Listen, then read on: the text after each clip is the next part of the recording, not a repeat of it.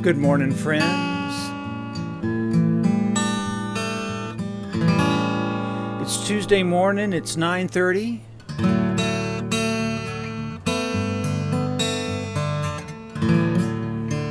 May 24th.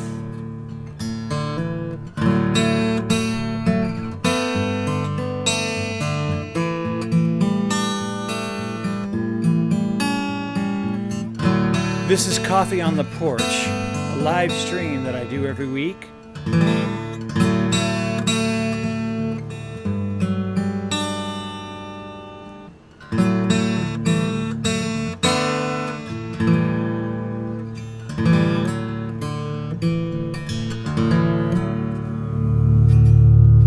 Listen to that great chord. Hey friends, welcome on in.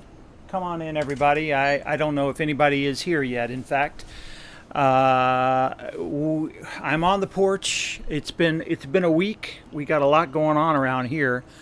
My wife Denise is sick with COVID upstairs, so I'm not even sure this stream is a very good idea for me this morning. But I thought I would give it a shot anyway. I'm trying to get my graphic in the right place. Let me see if anybody shows up. I don't see a single person here so far. Nope, not one. Oh, there you are.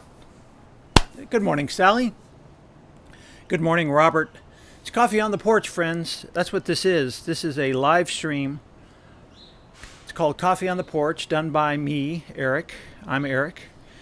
And every week I'm here for about an hour to have some conversation about music, theology, politics, social issues, God and the world, whatever else you guys want to talk about. That's what we talk about here on Coffee on the Porch. Live stream, we were 2 years over on Facebook. And we have just made the jump over here to YouTube, so we're still building a YouTube audience here. And here comes everybody. Good morning, everybody. I think my sense is that you guys may actually be here sooner than I see you.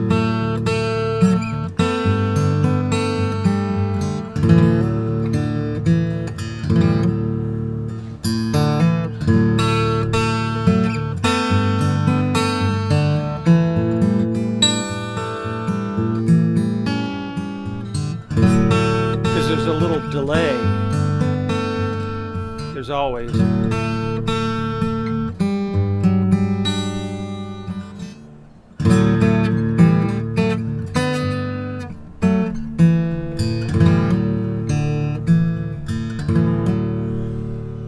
So we're here on the porch. Let's say hello to Sally. Good morning, Sally. Robert, Paula up in Chicago. How's the weather up there? And Rick Lang, right over in Irving, I'm assuming. Rick, are you in Irving this morning? I'm assuming that's where you are. Coffee on the porch, friends. Daisy's back there somewhere. She likes to sit right behind the camera. I think my chair is still going to be in the way. Anyway, she's back there. So, not sure you can fully see. Yeah, the chair's in the way. Sorry about that. It is what it is. Thank you, Sally, for your condolences about Denise. Let me tell you what's happened with that. Yeah, she was scheduled last Thursday to go to a conference, and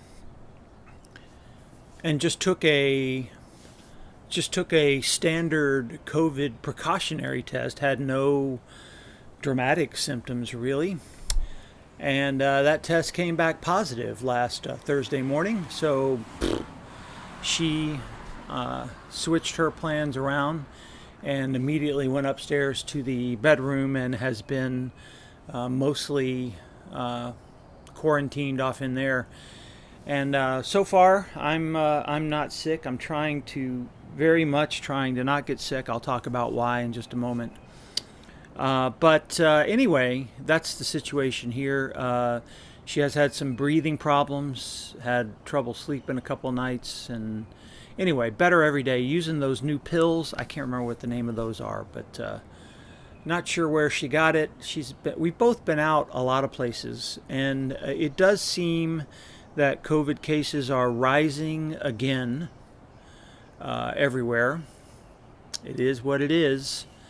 And here's the dynamic that I am hearing from Brett Shipp, who some of you know at KPUMC is our resident journalist. He's a very long-standing TV journalist in North Texas. And Brett was telling me around their newsroom at the Spectrum One News Center, they've been having an internal conversation about this, about how now that so the federal government finally got us testing at home. Awesome, great. So now we can test at home. Good morning, James. We can test at home with some really cool home tests. That's the plus side. The downside of that is the incentive to report to federal and state agencies so that we have accurate numbers of infection, that has fallen through the floor. When you drove to Fair Park here in Dallas, or to a major test site in your town, or if you went to your doctor, or if you went to any of the pop-up testing sites that used to be everywhere, they all reported that information back so that we had more accurate information about positivity rates. Well, now you can test at home, and yeah, there's a little QR code where you can report whether you're positive or negative, but people aren't doing that. They just want to know their information. And hopefully, if they are positive, then they take their steps and they take care of themselves. That's hopefully what happens. That's hopefully, again, what we're saying. So it's kind of an interesting, paradoxical situation that we are now in, where COVID rates are entirely likely to be rising right now, and we're probably not going to see it until the hospitalizations rise up. James Myers says, tests should have been shipped with a reporting component. Mine didn't get a QR. Interesting. Okay, so right on, there was a fold-out one sheet in ours of the instructions. The ones that came from, okay, this can be interesting, dog walking down the street, see what Daisy does. Dog and a family, one of our beautiful young neighborhood families. Ours had a little QR code where you hit it, and then you can download the app immediately and put your reporting in that way. So I don't know, maybe they had different versions of it. All right, friends. Oh, where's my coffee cup? Oh, I left it behind me. I was out here earlier having a cup. Hang on a moment. I'll be right back. I got to get my cup.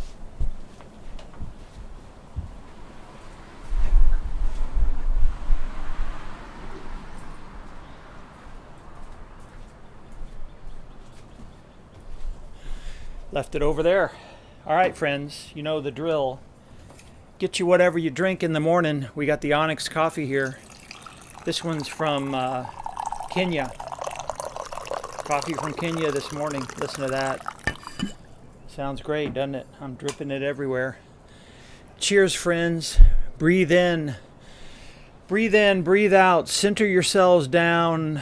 Get a cup of coffee or tea or whatever it is that you drink in the mornings. Fantastic. Onyx Coffee from Fayetteville, Arkansas. James says, there's a new round of tests available, 6 more. Maybe those COVID will be endemic for a few years. Yeah. So, I think that's probably right, James. In fact, my sense, I don't know, I'd love to know what you guys think. My sense is that the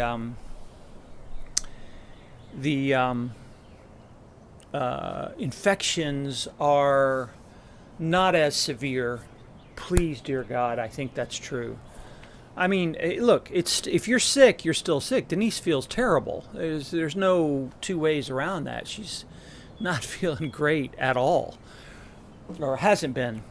This is the day that hopefully she may take a test later and determine that she is negative. Let's hope. Let's hope it's run its course in the last few days. All right, well, it's good to see you guys all here. I'm so happy you're showing up. Rick Lang said you rode your bicycle 6 miles to work from the house. Wow, that's good. That's a good ride, man. All right, let's see if I have anything close to the... I didn't make new slides for today. So, oh, interesting. This has all our old slides on here. Oh, I guess because they're on the phone. I'm talking to myself. This is very professional. Let's do our brief reminders here that if you want to get reminded of this gathering, if you're having a trouble, good morning, Nancy Kelly. If you're having trouble finding us on YouTube, you can get gently reminded at about 9:15 that we'll be going live at 9:30. Just a little text message will come to you. Some of you get those. Any of y'all get those? I think you do. All right. What does that say? Oh, and then subscribe to the YouTube channel. Yeah, I'm running this on my phone today. The images are much smaller. Hey, Frank Rom, how you doing, buddy? Subscribe to my YouTube channel. I'm trying to get over the magical 1,000 subscribers that YouTube wants in order to get special, I don't know what. You get promoted more and people can find you easier, I think is the main thing. So subscribe. We're up to about almost 300 subscribers now. And yeah. All right. So, and there's where we are, of course. We are here right there. Now, let's get to the question on the floor. The early question, how is your soul? Breathe in, breathe out. Don't answer right away. Think about it. Sit back a minute. How am I actually? How am I? Am I good? Am I bad? What's... I don't know. Sometimes you got to think about it. You got to feel into your body a little bit. Am I tired? Am I well rested? There's something going on in my life.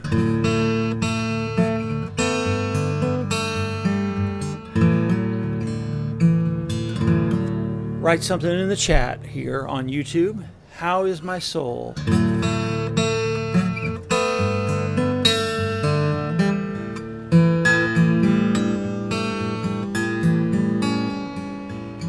I'll just noodle around a little bit. That's how we start out. I'll noodle around for a bit and you guys tell me how you are.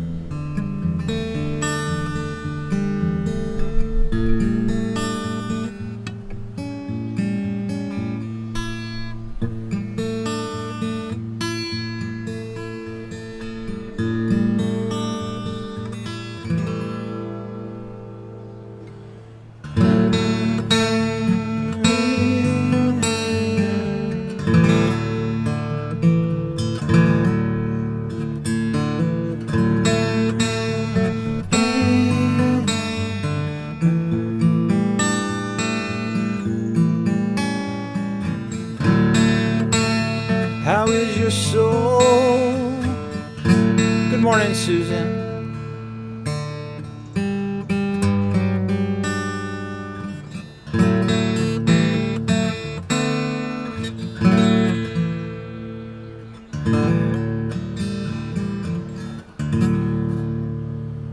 I love this chord, man. Isn't that amazing? Listen to that. We all listen to that. Every now and then in some of these songs.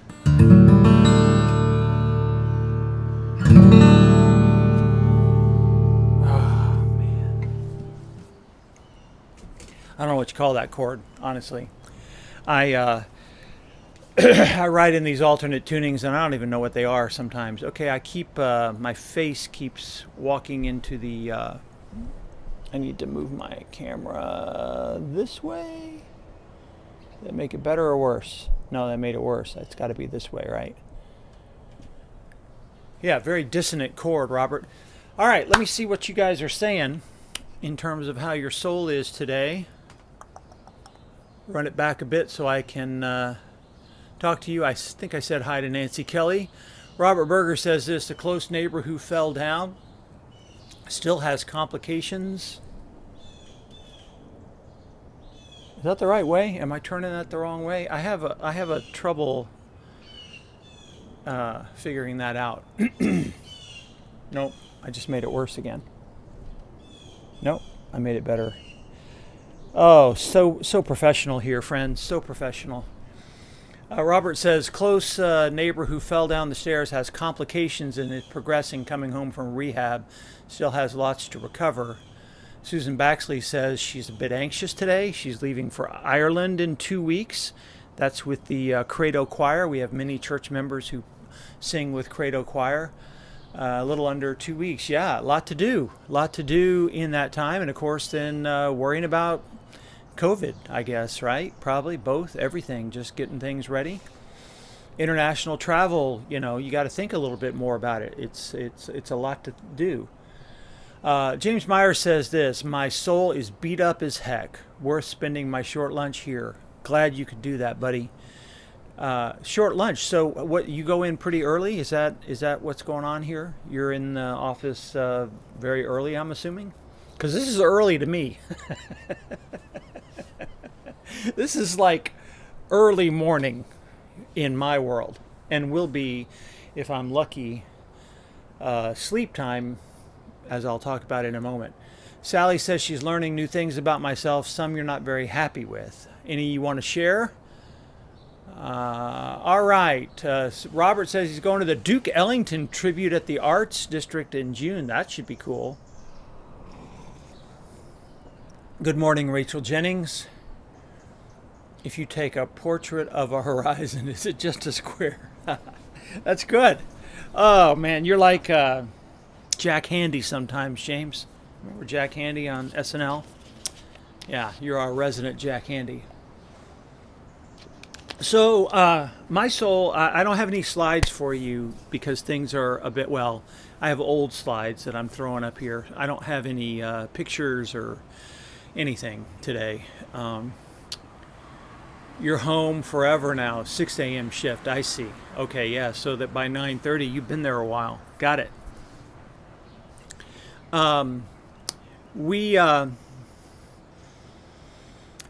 Yeah, my soul is mixed. I'm really bummed about the COVID, and you can't imagine how bummed Denise is. She really goes hard at everything, and so having to sit around upstairs for a week was not in her plan. I know it's not anybody's plan, but anyway, it's been a little challenging, I think. And so I missed church on Sunday because of it. But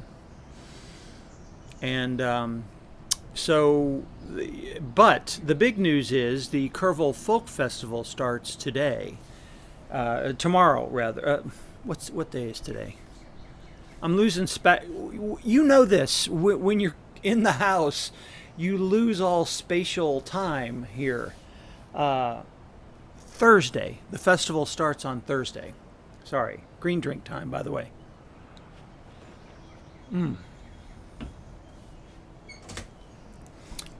And I haven't been to the festival. I haven't been to the Kerrville Festival in 5 calendar years. That's really hard to imagine. But it's been 5 oh, that made it worse. I don't know where I am in space here. And part of it was, yeah, that's why I wasn't at KPUMC, Robert. It was because of Denise, and I thought they mentioned it, I think. Yeah, Tuesday. James, I know, I should know this. Thank you. Tuesday is coffee on the porch. It must be Tuesday. Duh.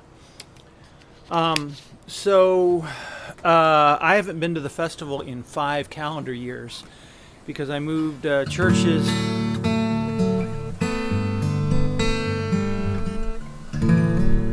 To Grand Prairie, then to KPUMC. And then we had 2 years where there was no pandemic, and now we're a year after that. So it's been 5 years since I've been at the festival. And my plan was to go this morning, actually. I was not going to be with you all. I was going to be on the road. But you know what they say. You know what St. John of Lennon said. Life is what happens when you're making other plans. So that tends to be true. So I am not, obviously, on the road to Kerrville, Texas this morning. And instead, I'm going to be here for a while. So I'm hoping to get down there, but I don't know. Then we have annual conference, as Frank Rahm knows, coming up. And I'll have to be here for that. So I'm not sure whether I'm going to make my window to be able to go and get down there. So I don't know. We'll see. We'll see. And then hyper-technical complication that if I wait too long this week, I may miss my camping site because this is the big weekend. Anyway, it's a lot of moving parts to think about.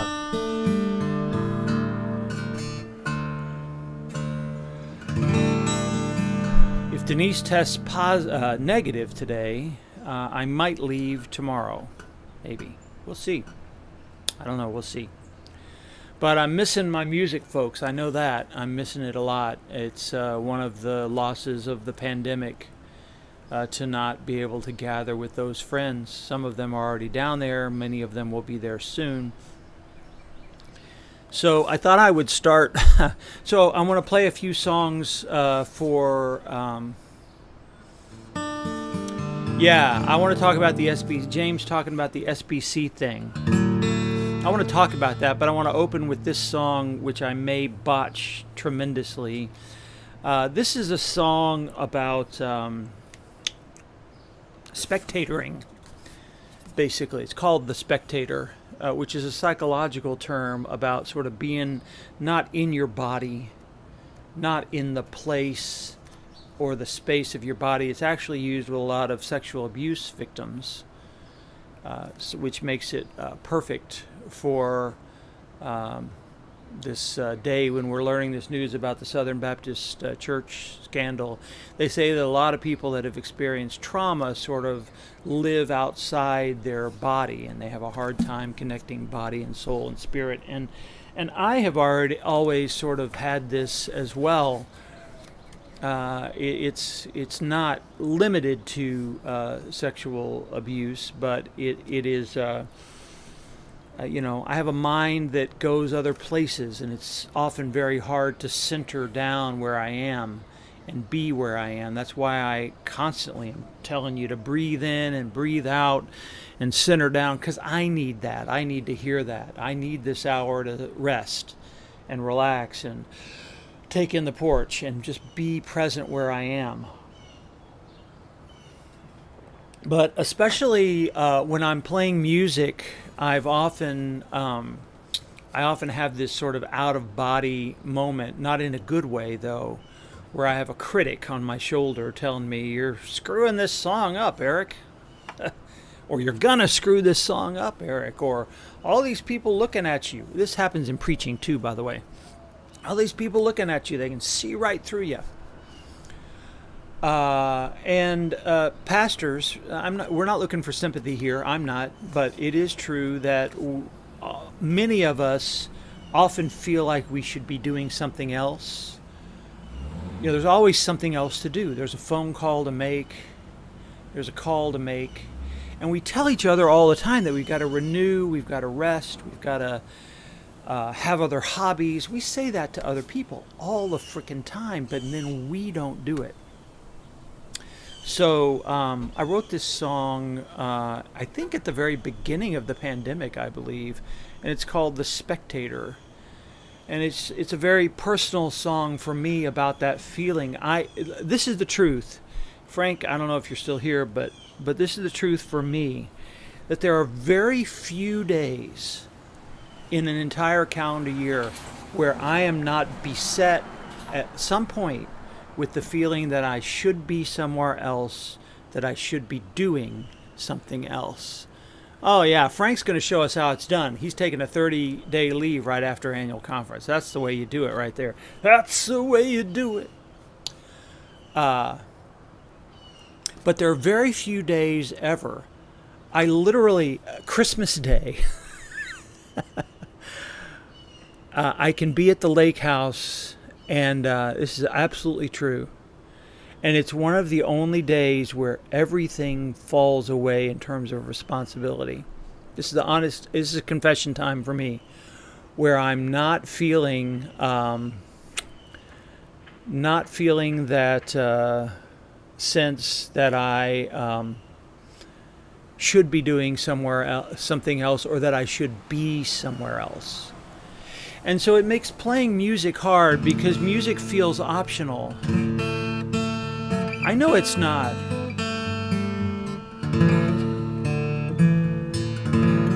But I can tell myself it is.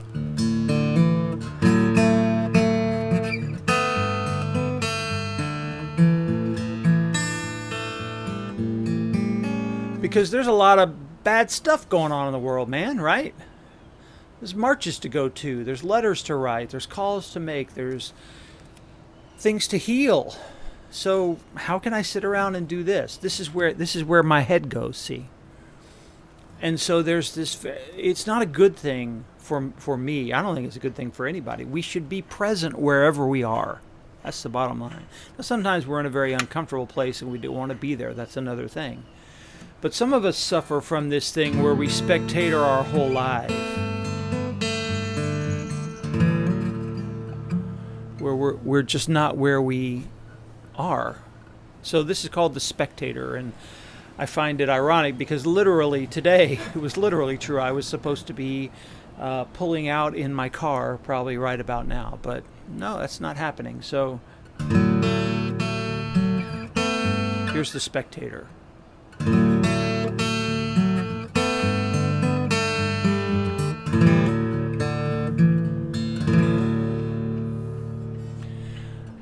I'm not supposed to be here right now.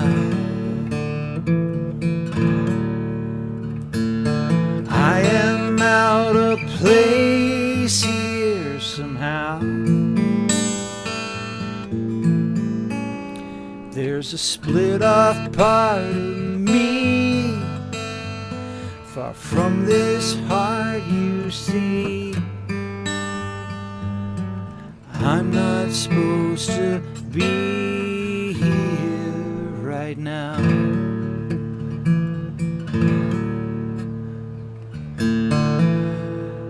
There's something else that I'm supposed to do than sit here in this quiet space with you. What it is never clear. It's just an unrelenting fear that there's something else that I'm supposed to do.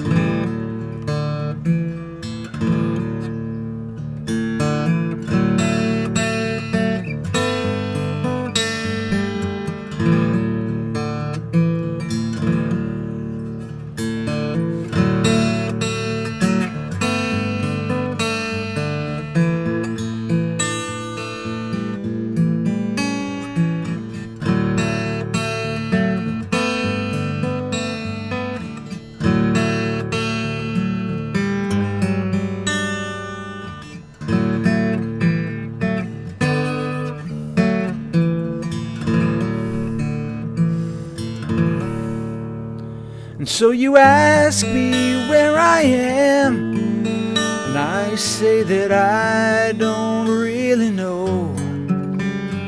And I swear that's the God-forsaken truth. And so I play the spectator as the trust between us craters in this drama I wrote long before you, long before you.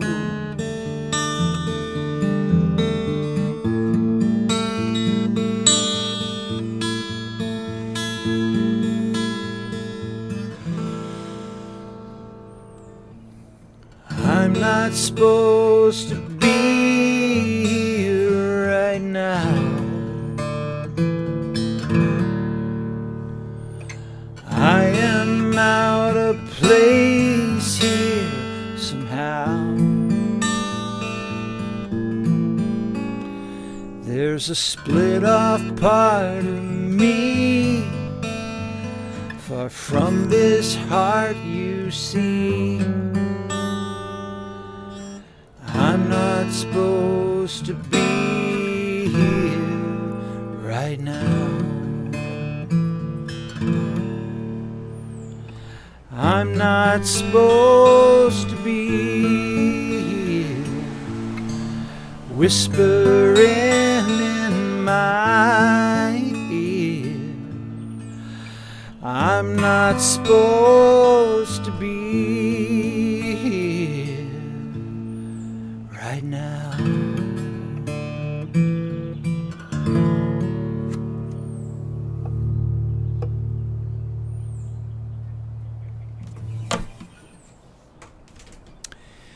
That's called The Spectator. That's a song about that dynamic I was describing. I'm sure you've experienced it. Some of us experience it quite a lot. Some of us go through life with this popcorn brain of never quite feeling like we're in the place we should be. Women and people of color wrestle with this a lot. Another word for it is imposter syndrome. Feeling like you shouldn't be in the room where you are or at the table where you are. So anyway, hope you enjoyed that song. Not a very happy song, but I think a very true one. That's what I try to write. Let's see what you're saying. Sally said this about what she's frustrated by. She said, really frustrated in the change of plans with the dog rescue that nobody told the volunteers about. Oh, you're just thinking only for yourself. Well, I'm sure it affected more people than you, though. Frank said he would have taken a 12-week sabbatical, but that requires homework. Yeah, it's like, that seems wrong. I mean, if you're going to renew, you're going to renew. All right, Robert Berger says this. I love this. So a year ago, I fully observed the Jewish Sabbath and did absolutely nothing. No electricity or work. I only played guitar. I was fully refreshed for the week. So, did you do that regularly once? How'd you go about that? I think that's a fascinating idea.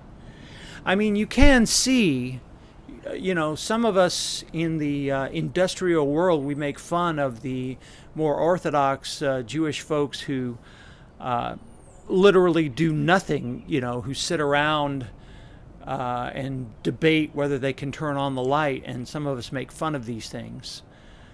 But there's a power to it. I mean, there's a reason behind every religious ritual you think is empty. There was an initial kernel of power, and the Sabbath observation is one of those. I tend to think that if you're obsessing about it so much that you're worried about working, you may be missing the point of resting. I don't know. It seems like that would happen in my head. Thank you, Frank. I'm glad you enjoyed that song. Oh, you were in an Orthodox phase. That was in New York over 30 years ago. It's not a bad idea to turn things off. I'll tell you, I'm switching around my morning ritual. I used to get up and immediately I'd turn on these news podcasts. I won't even say which ones they were. But the very first thing I do is read the news. And I realized that's a terrible idea. And so now I do, when I can, a little either meditation. I go out to the garden and walk in the back.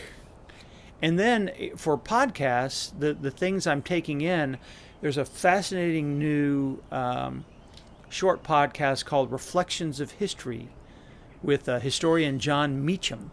It's cool, very cool. He goes back into history. It's a on this day kind of thing, like on May 24th, what happened, and he'll take you back, and it's 5 minutes, and it just kind of pulls you out of your own life. It's like, oh, something cool did happen on this. That's fun. It's a perspective changer. So I do those things: meditate, John Meacham, to get a broader sense of history, and a little walk in the garden. James Myers says this word we used once upon a time was anomie Durkheim. I had no power all day Sunday. That was not, oh no. All this last Sunday in Houston? Yeah, that would not have been relaxing. I'm so sorry, man.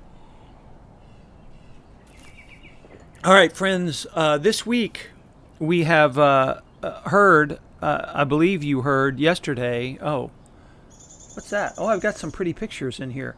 This is an old version of the slides. There's the house. Look at that. That looks great, doesn't it? Anyway, yeah, that's how things are looking around here. You can hear the birds. It's good. Over the weekend, actually yesterday, I guess, or maybe it was the weekend, this report was released. Yeah, Wesley was a fan of fasting. It's nothing bad about that. It really kind of recenters me. You know, if I've eaten too much, I can feel horribly out of center. This big report came out about the Southern Baptist Church and sexual abuse. And I said yesterday about this that I didn't want to talk about it yesterday except to hold space for victims. I then later heard from a couple of victims who were thrilled, like jumping around happy. I think everybody's in a different place. I think they were, because there is finally some naming and some accountability there. So I think that's what was going on with that. Okay, here comes another little dog. Let's see how this goes. Oh, she's going to take a picture of her. She's taking a selfie of her dog, or maybe a video. It's a puppy. This is a neighbor with a new puppy. Oh, I wish you could see the lengths to which she's going to try to get the puppies moving around. She's trying to take video or pictures of the puppy, and it's not working well. Let's see how Daisy reacts to this. Morning. How's it going? Oh, this should be fun. Daisy's on the leash, so yeah. See, the puppy's going to want to play, and Daisy's going to... It's going to be interesting. We'll wait for this to pass. I guess she moved on. Anyway, this is a really challenging report and horrific report about that. Not only was there sexual abuse going on rampant within the Southern Baptist Church, but just like the Catholic Church, some pastors were sort of moved around when the hierarchy knew about it. In the Southern Baptist tradition, they tried very valiantly to argue that they aren't a hierarchy. Man, this car lives down the street, and he loves to gun it down our street. That Charger, did you hear that go by? And so the abuse continued, and they denied that there was abuse. And one of their leaders even said at one point that the entire conversation was a plot of the devil designed to keep the church from its true mission and calling. And I'll just say that, if that's your go-to claim, you're probably in trouble. if you're not willing to really look at these hard issues. So, look, I don't want to get overly moralistic about the Southern Baptists. I really don't. Because we have logs in our eye as United Methodists. Frank and I grew up in a church where the senior pastor at one point was, I need a 2-cam setup. I could actually do that, show you the street, or a broad shot so you can see the action on the street. I could actually do that. That's the second time he's making the block in this Dodge Charger. It's a black Dodge Charger. Now he turned right instead of left. Okay. I don't know. Don't know what's going on. Yeah, James is pointing out that the thing that was horrific... I got to get more coffee if we're going to talk about this. The thing that was horrific about the Southern Baptist situation is that not only was it happening, not only were they denying that was happening, they kept a freaking database of the abusers. You like this t-shirt? Yeah. Caution, prone to Southern outbursts of song. They kept a database about the abusers, all while denying that it was happening. Now, of course, the Catholic Church has records like that as well, but I don't think they had a database. I think it was just bishop to bishop. Anyway, it's bad. It's bad. We are guilty of this in United Methodist Church. Frank and I grew up in a church where one of our former pastors was later accused of some horrific abuse and pushed from the ministry. We in Dallas know the horrific story of 5 terabytes. Was that how big the database was? Is that what you're saying? Oh, I didn't hear that part. If that's true, I can't even imagine.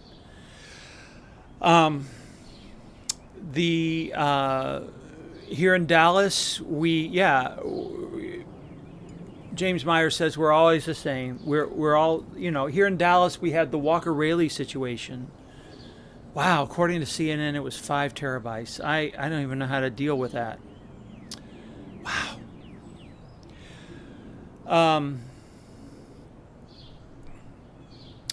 We had the Walker Rayleigh situation. Clearly an affair going on there. Likely, very likely, he murdered his wife. Highland Park. I'm not aware of anything at Highland Park, Robert. That was First Methodist downtown. But I'm not aware of any scandal at Highland Park, although there could be that I'm not aware of.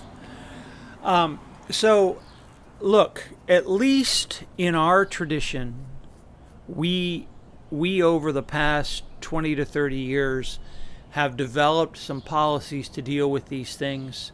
We have reporting structures. We are required to report abuse. We have information that we disseminate among our congregations. Some of us preach on these issues about the dangers of sexual abuse and sexual power.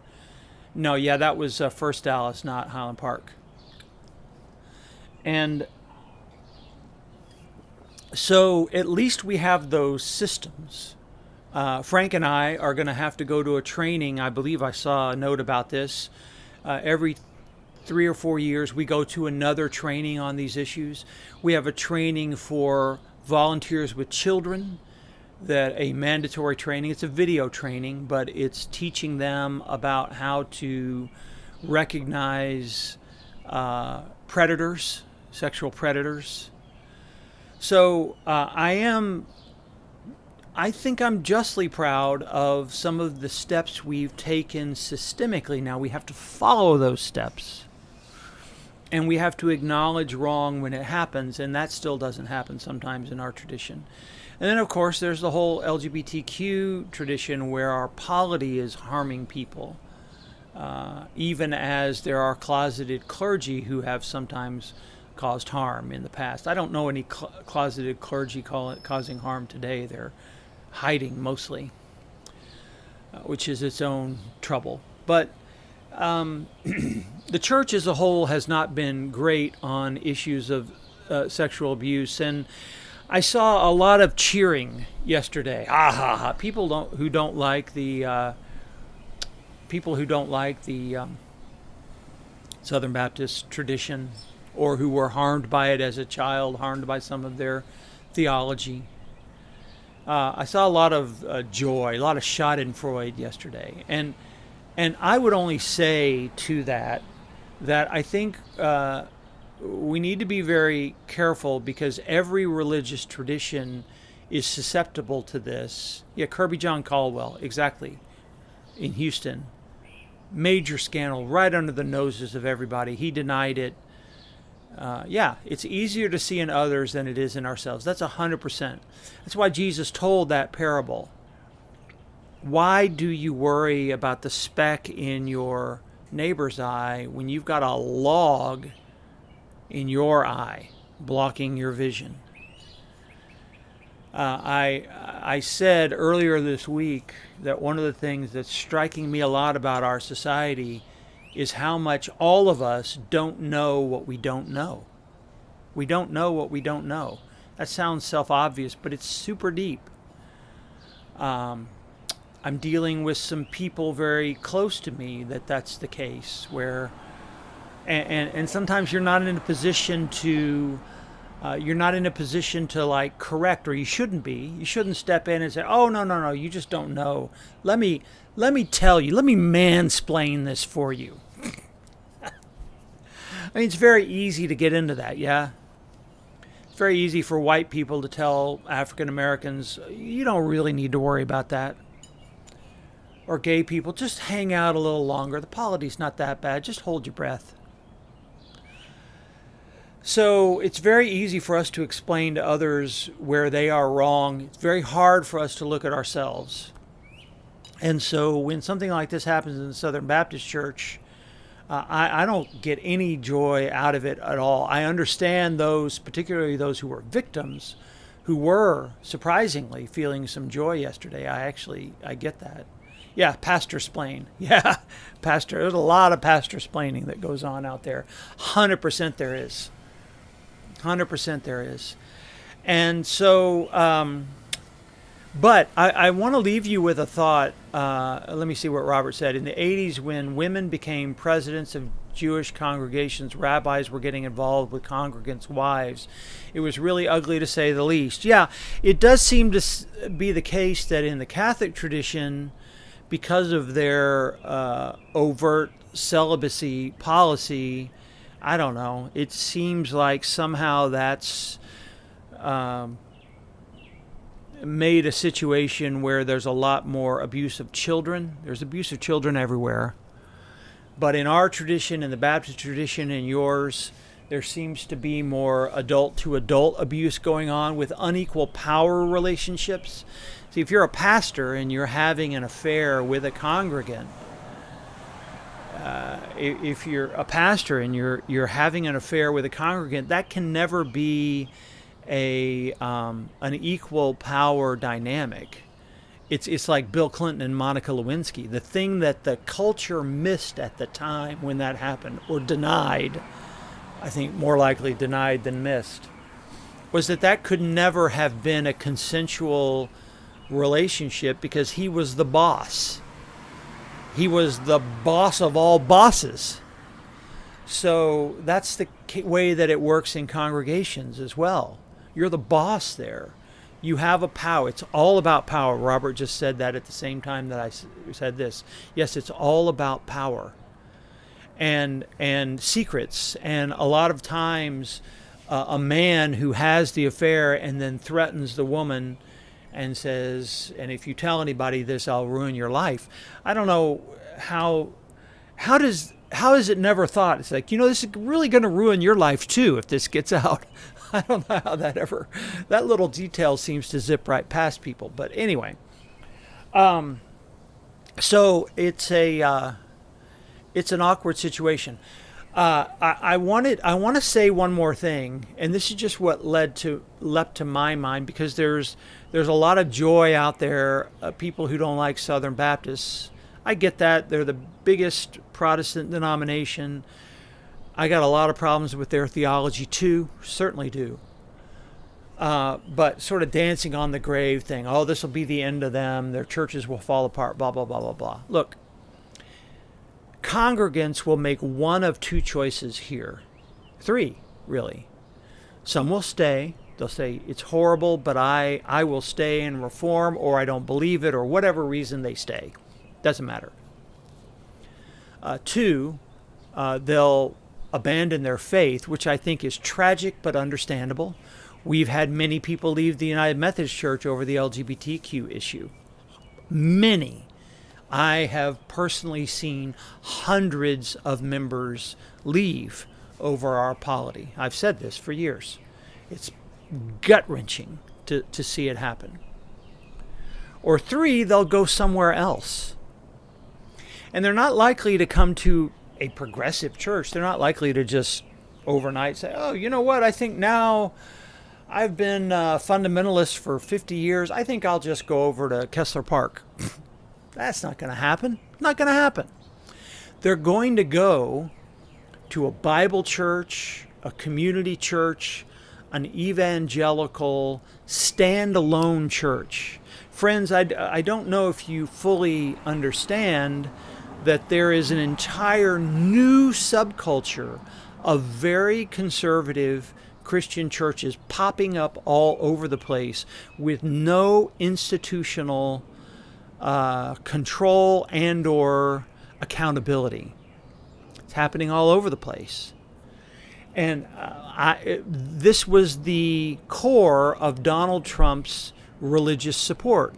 Donald Trump did not get religious support from major denominations for the most part. I know that won't shock you. He did and still has a great deal of support from these independent fundamentalist churches, completely unaccountable, who have a very different view of the relationship of church and state than many of the rest of us. And I think that an unaccountable system is ripe for scandal. So I think you're going to see more, not less, scandals, only now there won't even be a Southern Baptist organization to file a report. It's just going to happen here and there, and I'm afraid victims will have even less recourse. We love to bash systems in our society today. And you got to know that I'm kind of pretty individual myself. I don't have a very high tolerance for rule following. I know you must know that by now. But there is a wisdom to checks and balances in our government and in our faith systems. There really is. And there is a wisdom to those of us who have to go to seminary and get trained in this, and don't just pop up because we feel the Spirit of God and I'm going to start a church out here today. This is all getting lost in the culture, of course. I get that. But there's a wisdom in that, because at least there is the possibility for some accountability. And I think, if I may pull it back to our own United Methodist situation, that is why some of these conservative churches want to leave our denomination. Excuse me. Because they feel that they feel shackled by having to follow a bishop, by having to pay apportionments, which of course right now we're withholding some of our apportionments, but there's a feeling out there that following such things is frustrating to people. I get that. Robert Berger says there's a pastor in Tennessee that's way out and demonizing Democrats. I saw that, yes. And people are saying that he should lose his tax exempt status. He's actually pretty smart, Robert, because he's not vilifying. He has yet to say, don't vote for a particular candidate. And until he does that, there's probably no way to touch him. So anyway, religion can be abused as a weapon. It 100% can.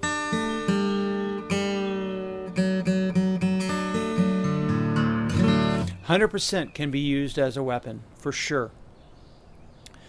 So,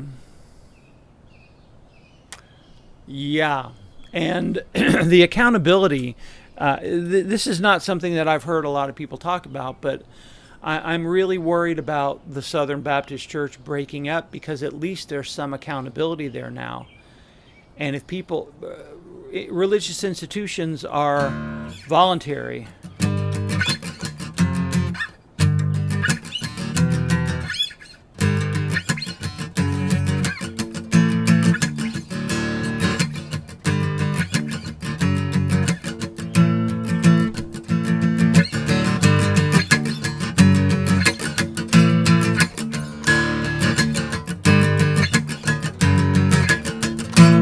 All right, well, I've talked for an hour.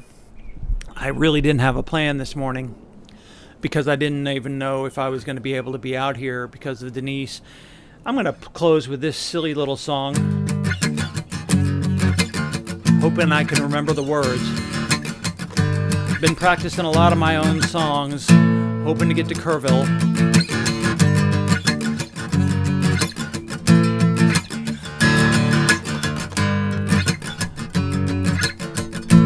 I wrote this song.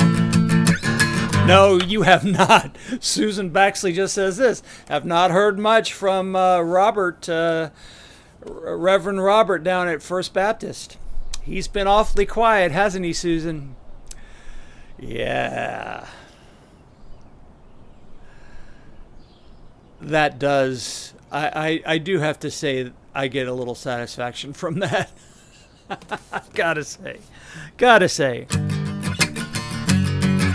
Look, religion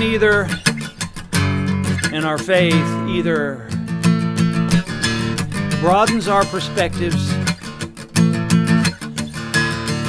makes us better human beings, tells us how to overcome our fears,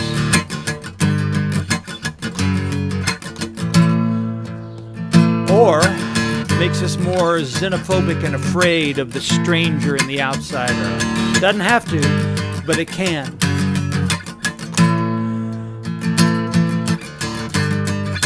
This is a little parable about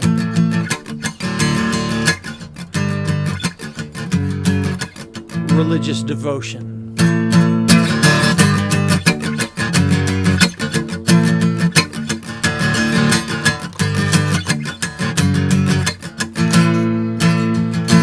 They spent 10 years overseas, building houses for the poor, cured famine and disease, lived through several civil wars. With their tour of duty done, they just signed up for more, but were stunned at the assignment that they drew. Missionaries to suburbia. The whole idea might seem quite absurd to ya, but they just might have a word for ya. Those missionaries to suburbia.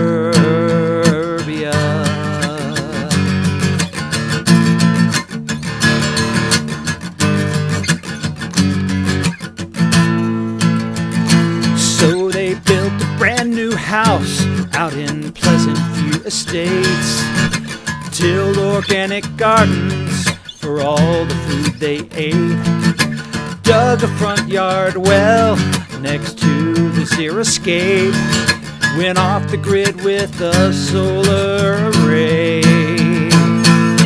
Missionaries to suburbia. The whole idea might seem quite absurd to ya, but they just might have a word ya.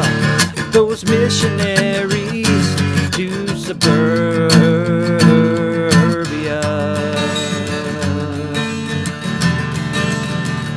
And then they held an open house, invited all their neighbors in, shared pictures and told stories of everywhere they'd been. They said all around this world people live content with less. They smile every day and they don't have half your stress. And the truth behind all truths that could finally set you free just cannot be found in a bigger SUV.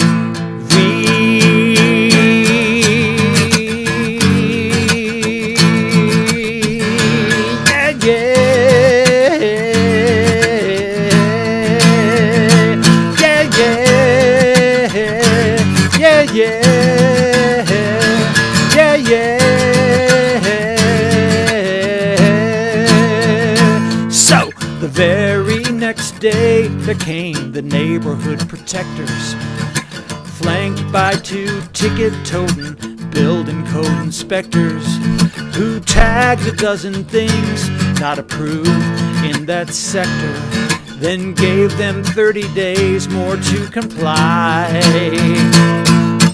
Missionaries to suburbia. The whole idea might seem quite absurd to ya, but they just might have a word for ya. Those missionaries to suburbia.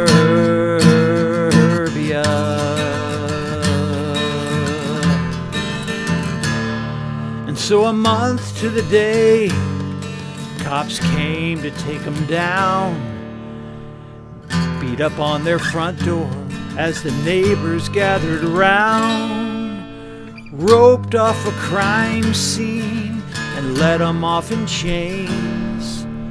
But the missionary smiled and just sang this short refrain.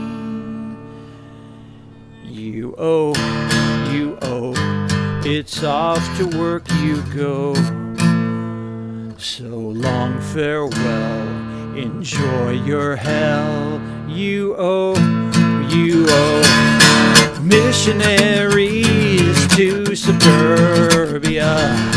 The whole idea might seem quite absurd to ya, but they just might have a word for ya. Those missionaries to suburbia.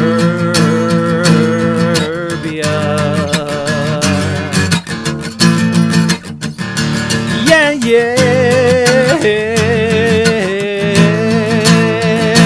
Yeah, yeah.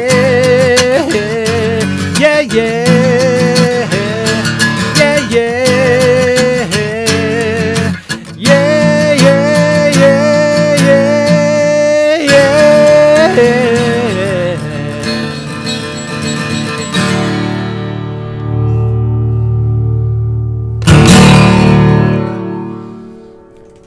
Silly little song to end us out, friends. Missionaries to Suburbia. Song I wrote really in honor for many of my pastor friends who preach in suburban settings where unfortunately the people are often like the people of Nazareth, wanting to kill Jesus rather than hear the message. It happens, you know. So, okay, friends, we're a bit over time today. Thank you for being with us. No, Robert, that's probably not on the new record. I haven't tracked that one yet. I got to get the new record out of the way. That's a newer song than the songs on the record. Anyway, pray for Denise. I hope that she's over soon. Pray for me should I get to travel down to Kerrville. Oh, if I do get to go and I'm there next Tuesday, I'm hoping to live stream from the ranch and maybe even have some musician friends as guests. I don't know. That may be a little challenging because that'll be like we're mostly sleeping then because we stay up all night. So anyway, I don't know. We'll see how it goes. Hope you have a good week, you friends. I'm so glad you're here. Tell everybody, share this in your feeds. And until next time, God bless you.